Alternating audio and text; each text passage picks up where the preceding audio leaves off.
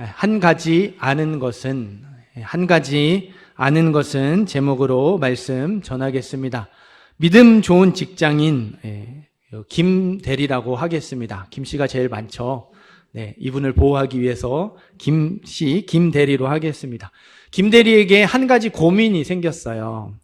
부장님이 처남의 사업체 A실업에다가 일감을 몰아주고 있다는 사실을 알게 되었거든요. A실업만 거래처였다면 문제가 없을 텐데 여기보다 적합한 거래처가 더 많이 있었습니다. 여기에 일감을 몰아주다가는 나중에 문제가 될 것 같았어요. 하지만 부장님이 강하게 밀어붙이니까 다들 알면서도 모른 채 할 수밖에 없었고 울며 겨자 먹기로 A실업에다가 일감을 몰아줄 수밖에 없었어요. 김 대리에게 이 업무가 맡겨졌습니다. 어떻게 해야 할까요?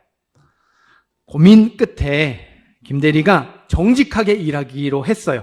최대한 공정하고 투명하게 사업체를 선정을 해서 일감을 맡겼습니다. A실업으로 일거리가 별로 넘어가지 않았겠죠? 이 사실을 부장님이 알게 됐어요. 그 후로는 부장님이 시도 때도 없이 불러서는 꼭 필요하지도 않은 자료를 급히 가져오라면서 갈구기 일쑤였습니다. 큰 프로젝트를 앞둔 어느 날이었어요. 부장님이 김 대리를 부릅니다. 야, 김 대리, 그냥 좀 편하게 가자. 너 회사에서 너만 정직한 거 아니고 너만 잘하는 거 아니잖아. A실업이 일 못하는 것도 아니고 일 같이 안 해봤잖아. 이번에는 융통성 있게 잘 해봐. 무슨 말이에요? 여기에 프로젝트 주라는 거죠.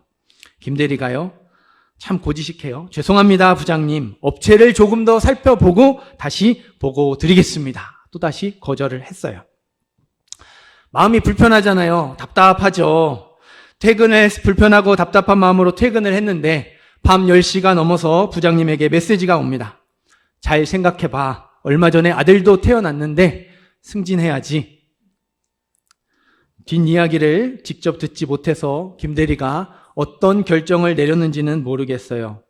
만약에 여러분이 이 김 대리와 같은 상황이라면 어떻게 하시겠습니까? 부장님의 압박에 어쩔 수 없이 A실업으로 프로젝트를 넘기시겠습니까? 아니면 어떠한 불이익을 감수하더라도 공정하고 투명하게 사업체를 선정하시겠습니까? 쉽지 않은 일이죠. 네. 이게 어려워요. 이게 우리의 리얼한 현실입니다. 네. 많은 분들이요, 이렇게 어쩔 수 없다는 말을 많이 하세요. 그저 타협하지 않고 믿음을 지키는 것이 정말 어려워졌어요. 말씀대로 살아가는 것이 참 힘든 시대입니다. 오늘 말씀에도요, 이 김 대리와 저와 여러분의 리얼한 현실과 비슷한 상황에 있는 사람의 이야기가 나오죠. 태어날 때부터 맹인된 사람, 이제는 눈을 떴으니까 눈뜬 사람이라고 하겠습니다. 눈뜬 사람의 이야기를 통해서 우리의 리얼한 현실 속에서 믿음으로 살 수 있는 길을 깨닫고 용기를 얻는 저와 여러분이 되기를 간절히 소망합니다. 13절, 14절, 15절, 13절부터 15절 말씀 한 번 더 읽어보겠습니다.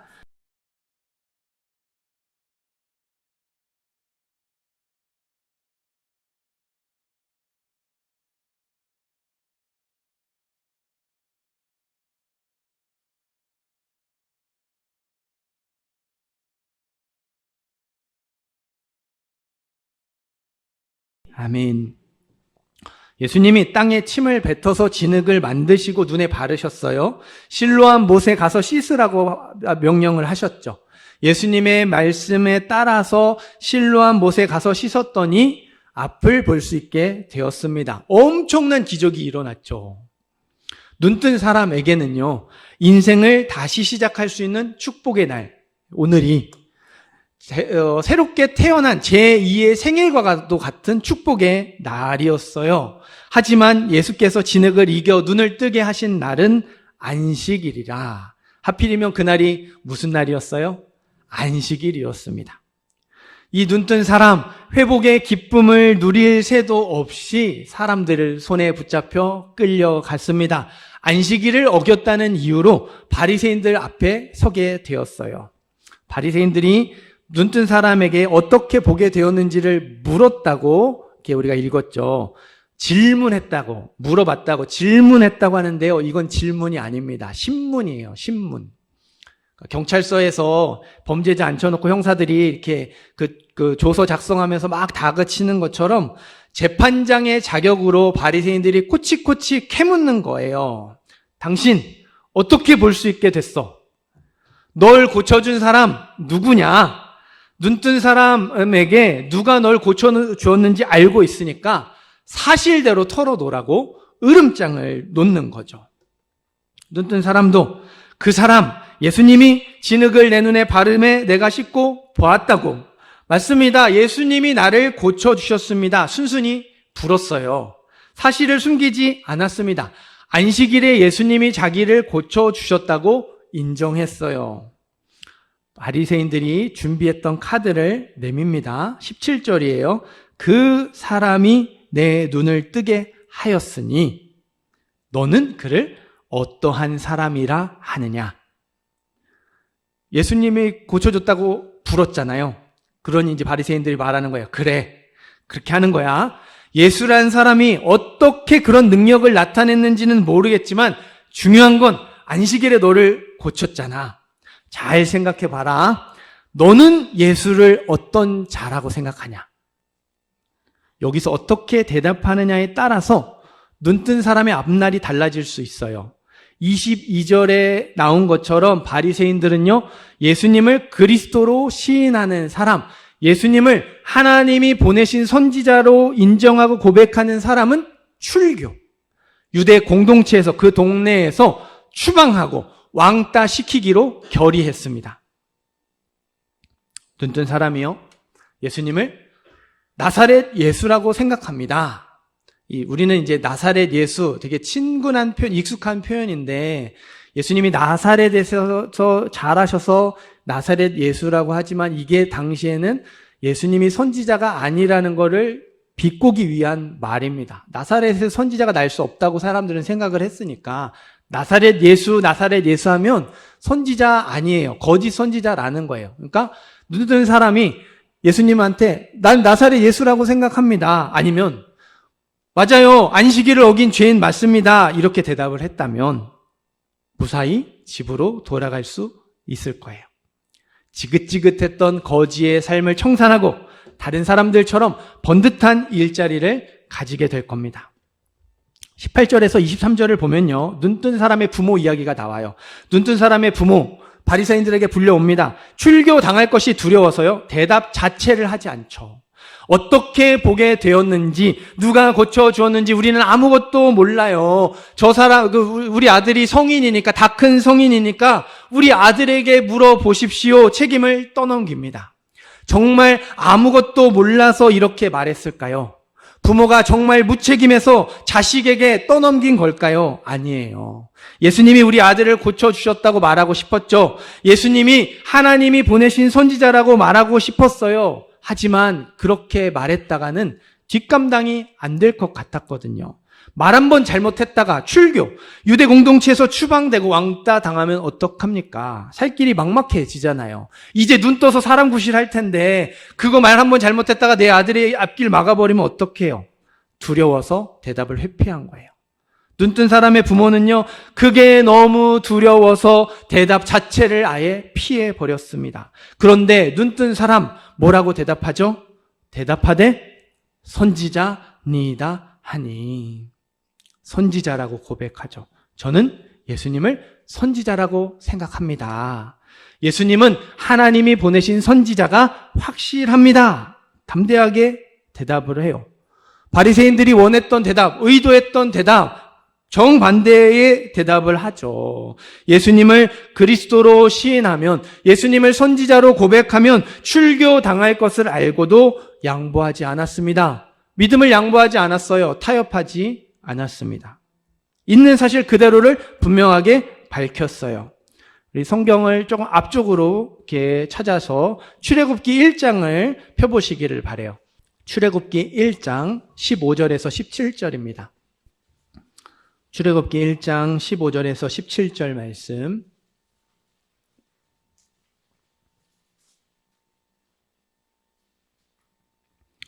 찾으셨으면 우리 함께 읽겠습니다.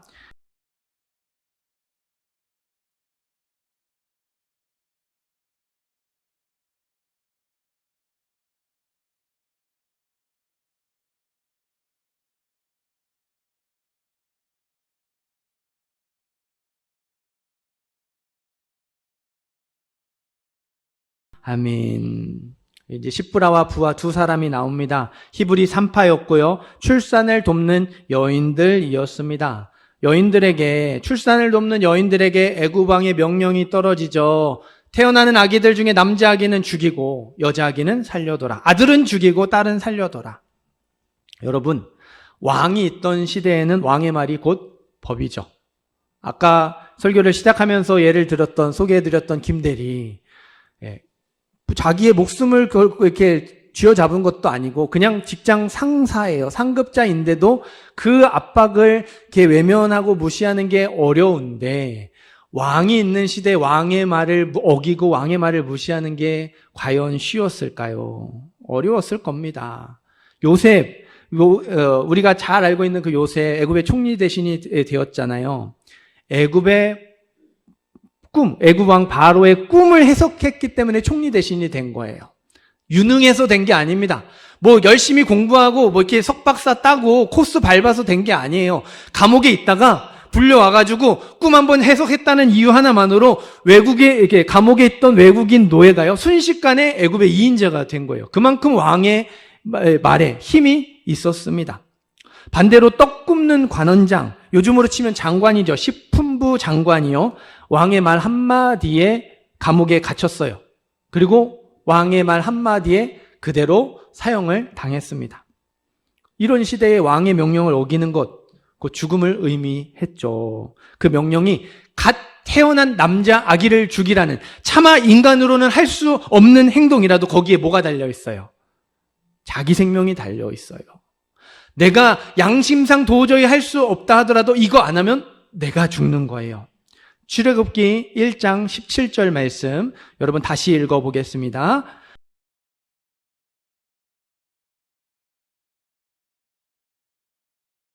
아멘. 십브라와 부하가 어떻게 했어요? 살렸어요. 왕의 명령을 어겼습니다. 왕의 명령을 대놓고 무시했어요. 따르지 않았습니다. 성경은 그 이유가요, 하나님을 두려워했기 때문이라고 말하죠. 왕의 말 한마디면 찍소리도 하지 못하고 죽을 수밖에 없는 여인들이었지만요, 내 목숨을 좌우할 수 있는 왕의 명령보다 눈에 보이지 않는 하나님의 말씀을 더 중요하게 여겼다라는 거예요.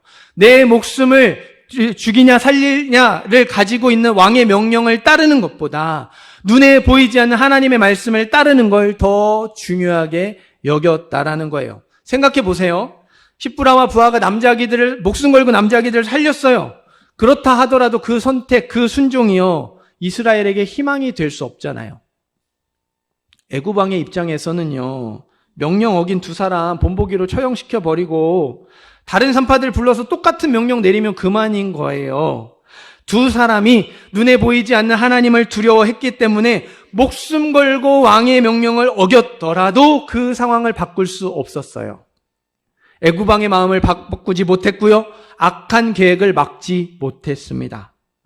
조용히 일을 처리하려던 애굽 왕이 신경질이 나서, 야, 아들 태어나면 나일강에 다 던져서 죽여라, 공식적으로 명령을 내려버리잖아요. 일이 더 커졌습니다. 결국에 그 목숨 건 순종이 비극으로 끝나게 되었다라는 말이에요. 제가 목사이지만요, 찬송가를 부를 때마다 불편한 가사가 있어요. 찬송가 384장 1절입니다. 나의 갈 길 다가도록 예수 인도하시니 내 주 안에 있는 긍휼 어찌 의심하리요. 믿음으로 사는 자는 하늘 위로 받겠네. 여기까지는 너무너무 좋죠. 은혜가 돼요. 문제는 그 다음 가사예요. 그 다음에 뭐예요? 무슨 일을 만나든지 만사형통하리라.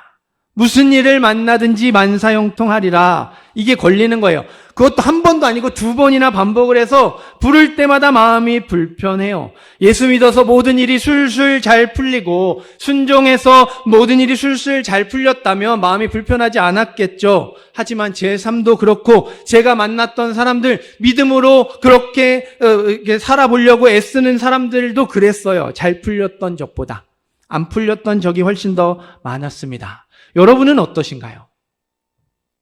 출애굽기 1장에 나오는 시프라와 부하, 오늘 말씀 요한복음 9장에 나오는 눈뜬 사람, 이 사람들에게요 공통점이 한 가지 있어요. 시프라와 부하는요 상황이 바뀔 것을 기대하면서 순종하지 않았어요. 눈뜬 사람도요 어떻게든 살 길이 생기겠지, 하나님이 책임져 주시겠지 기대하면서 예수님을 선지자로 고백하지 않았습니다. 믿음을 양보하지 않고 타협하지 않으면 자기들의 이 순종이 상황을 바꿀 수 없다는 것 알았어요. 자기들의 목숨 건 결단, 내가 출교 당할 걸 알고도 고백하는 그 고백이 바위에 계란치기라는 걸 너무나도 잘 알고 있었어요. 바위에 계란 던지면 바위가 깨지나요? 계란이 깨지잖아요. 애굽 왕이 무너지는 게 아니라 순종한 사람이 죽는 거예요. 바리새인들이 잘못을 인정하는 것이 아니라 신앙 고백 당한 사람이 출교당하고 왕따 당한다는 거죠. 우리가 성경 말씀을 오해하지 않았으면 좋겠어요. 하나님은 저와 여러분에게 상황을 바꿀 수 있으니까 순종하라고 하지 않으세요. 상황을 바꿀 수 있으니까 믿음을 양보하지 말아라. 상황을 바꿀 수 있으니까 타협하지 말아라. 이렇게 말씀하신 적 없으세요. 상황을 바꾸지 못해도 순종하라고 하시고요. 상황을 바꾸지 못해도 믿음을 양보하라고 하시고요. 상황을 바꾸지 못해도 타협하지 말라고 하시는 거예요. 왜요? 그게 하나님의 뜻이기 때문에 그렇습니다. 상황을 바꿀 때는 하나님의 뜻대로 하고 상황을 바꿀 수 없을 때는 내 뜻대로 하는 게 아니라 상황을 바꿀 수 있어도 상황을 바꿀 수 없어도 어느 상황에서든지 하나님의 뜻대로 말씀에 순종하며 살라는 거예요. 믿음을 지키고 양보하지 말라는 거죠. 타협하지 말라는 겁니다. 그게 저와 여러분을 향한 하나님의 뜻이에요. 우리 24절, 25절, 26절, 27절 오늘 말씀으로 돌아오세요. 24절, 25절, 26절, 27절 말씀 한 번 더 읽겠습니다.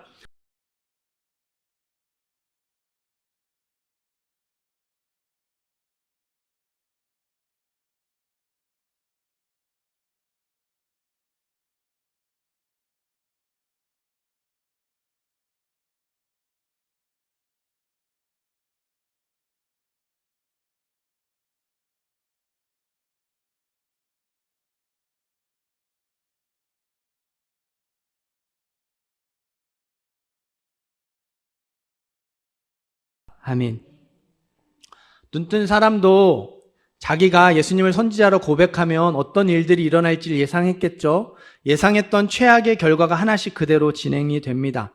선지자로 고백하니까요, 바리새인들이 그렇구나, 그냥 끝나지 않아요. 눈뜬 사람을 더 강하게 몰아세웁니다. 그를 선지자라고 말한 거 거짓말이라고 인정해. 어서 빨리 잘못했다고 말해. 그는 안식일을 어긴 죄인이잖아. 너는 하나님께 영광을 돌리라고. 바리새인들이 너는 하나님께 영광을 돌리라고 하죠. 이거요 엄청 무시무시한 말입니다. 여호수아 7장 19절 말씀을 제가 읽어드릴게요. 이스라엘의 하나님 여호와께 영광을 돌려 그 앞에 자복하고 내가 행한 일을 나에게 알게 하라. 여호수아가요 여리고성에서 물건을 훔친 아간에게 했던 최후 통첩의 말입니다. 이제 더 이상 기회 없으니까 있는 대로 너의 죄 다 말하고 죄의 벌을 받으라는 겁니다. 그게 하나님께 영광을 돌리라는 거예요. 당장 말 바꾸지 않으면 죽여버리겠다는 거죠. 단순히 추방시키겠다, 왕따시키겠다, 으름장을 놓는 수준을 넘어섰어요. 목에 칼 들이밀고 협박하는 것과 마찬가지죠. 눈뜬 사람이 물러서지 않습니다. 한 가지 아는 것은 내가 맹인으로 있다가 보는 그것이니이다. 예수님이 제 눈을 뜨게 하셨다는 사실은 분명한 사실입니다. 저는 이거를 부인할 수 없습니다. 바리새인들이요 참지 못하고 또다시 묻죠. 정말 그렇게 생각하냐고. 진짜 마지막 기회라고 합니다. 눈뜬 사람이 왜 자꾸 물어보십니까? 당신들도 예수님의 제자가 되고 싶습니까? 저는 마음을 바꾸지 않겠습니다. 끝까지 믿음을 양보하지 않아요.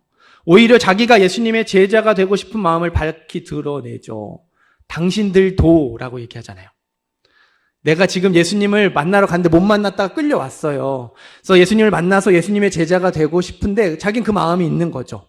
근데 자꾸 바리새인들이 계속 인정하지 않고 또 압박을 하니까 받아치는 거예요. 당신들도 저처럼 예수님의 제자가 되고 싶습니까? 나는 마음 안 바꿀 거예요. 양보하지 않았어요. 결국 눈뜬 사람은요, 바리새인들에게 입에 담지 못할 쌍욕을 들었고요. 바로 그 자리에서 출교, 유대 공동체에서 추방당하고 말았습니다. 예상했던 최악의 결과가 그대로 현실이 되어버렸어요. 저는 이 말씀, 이 눈뜬 사람의 이야기가 오늘날 저와 여러분의 인생과 비슷하다라는 생각이 많이 들었어요. 공중의 권세 잡은 자 사단이 세상을 휘어잡고 저와 여러분을 믿음으로 살지 못하게 공격을 합니다. 우는 사자와 같이 호시탐탐 기회만 노리면서 계속 공격하고 물어뜯습니다. 믿음으로 사는 건 어리석은 일이고 믿음으로 사는 건 손해보는 거라고 끊임없이 거짓말하죠. 속여요. 실제로 손해를 보고 어려움을 당하게 만들어서 그 거짓말이 진짜인 것처럼 보이게끔, 그 말이 진리인 것처럼 보이게끔 상황을 이끌어 갑니다.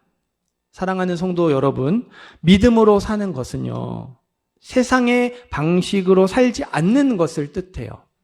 다시 말씀드립니다. 믿음으로 사는 것은요, 세상의 방식으로 살지 않는 거예요. 세상이 요구하는 것과 전혀 다른 가치를 갖고 살아가는 것이고요. 세상이 요구하는 전혀 다른 기준을 가지고 살아가는 겁니다. 다른 가치, 다른 기준을 가지고 살아가니까 손해를 볼 수밖에 없고 어려움을 당할 수밖에 없죠. 그게 저와 여러분의 리얼한 현실이에요. 문제는 그 과정이 반복되면서 우리 안에 잘못된 생각이 자리 잡아요. 순종을 결과로 판단하죠. 믿음을요, 눈에 보이는 결과로 판단합니다. 순종했는데, 타협하지 않고 양보하지 않았는데, 믿음을 지켰는데 아무 일도 일어나지 않잖아요. 오히려 상황이 더 나빠지죠. 혹시나 하고 믿음을 지켰어요. 혹시나 하고 순종했어요. 혹시나 하고 타협하지 않고 양보하지 않았는데 역시나의 결과가 돌아왔죠. 그러면 그렇지, 무력감과 패배감에 사로잡힙니다. 믿음을 포기하지는 않아요. 내게 주신 은혜가 있고 구원받은 그 사실이 너무 분명하기 때문에 믿음을 포기하지는 않습니다. 대신에 점점 위축이 되죠. 주위 사람들의 눈치를 봐요. 이 믿음을 내가 예수 믿는다는 걸 자랑스러워하기보다는 부끄러워하게 된다는 거예요.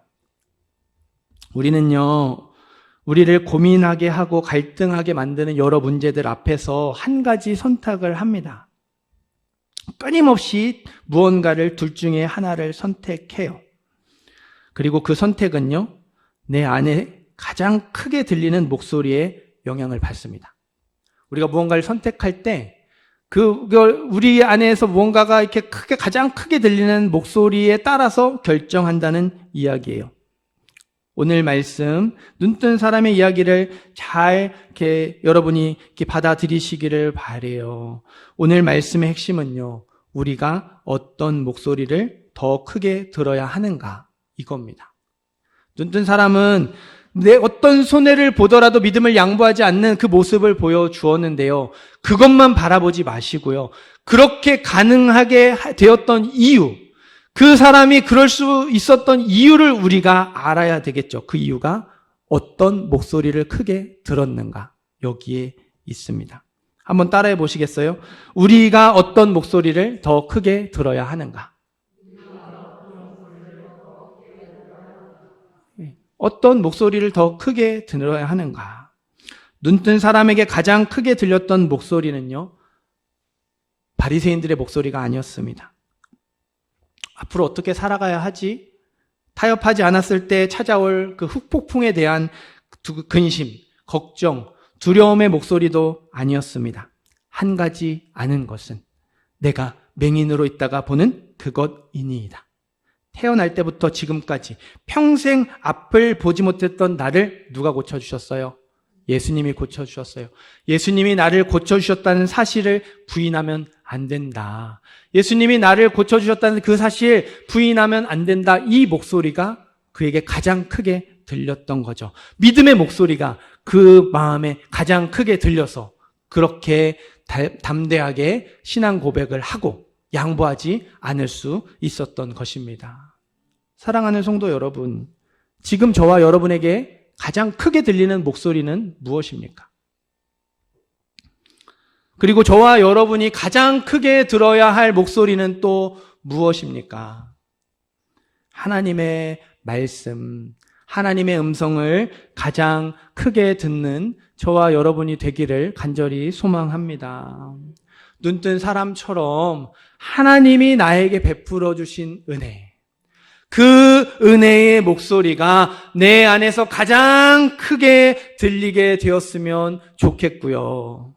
나를 위해 죽으신 예수님의 십자가 사랑, 그 사랑의 목소리가 내 안에서 가장 크게 들리게 되었으면 좋겠습니다. 그렇게 되었으면 정말 좋겠어요. 그렇게 되면 우리도 기꺼이 믿음을 선택할 수 있거든요. 모든 것을 잃어버리는 한이 있더라도 그래도 난 괜찮습니다. 나는 계속해서 믿음으로 살겠습니다. 고백할 수 있기 때문입니다. 듣지 말아야 할 소리를 크게 듣지 마시기를 부탁을 드려요. 들어야 할 소리를 크게 들으시기를 부탁을 드립니다. 다시 말씀드립니다. 듣지 말아야 할 소리를 제발 크게 듣지 마시기를 부탁을 드려요. 들어야 할 소리를 크게 들으시기를 부탁을 드립니다.